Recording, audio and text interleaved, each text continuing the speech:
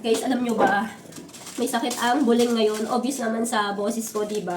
Na-realize ko, guys, paano kaya kung solo living ka lang? Ang hirap mag-prepare ng food katulad ngayon, need mo nang kumain.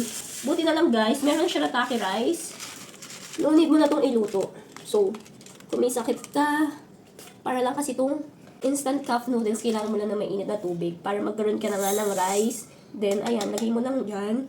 Tapos, lagyan mo lang po ito ng mainit na tubig. Kung gusto nyo na medyo malambot, guys, dagdagan nyo lang ng water.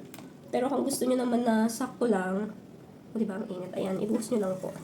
Takpan lang po, 7 to 10 minutes, meron na po kayong instant rice na pwede nyo kainin. Siyempre, kapag may sakit tayo, lalo na kung solo living ka, napakahirap pong maghanda ng food. Etong shirataki rice, okay na okay po ito, kasi po, di mo na ito kailangan lutuin, kailangan mo lang na mainit na tubig. Then, ang kagandahan po nito, high in fiber na nga po ito, sugar-free, and fat-free. Tapos, low calories din po ito. Kaya, pwedeng-pwede po ito kung nag-keto diet ka, kung meron kang diabetes. Ayan, ito nga po yung aking mga naka-reading shirataki rice. Very healthy. Maganda rin po ito kung nagka-camping po kayo, or kung gusto nyo nga kung nagmamadali kayo, maganda po ito.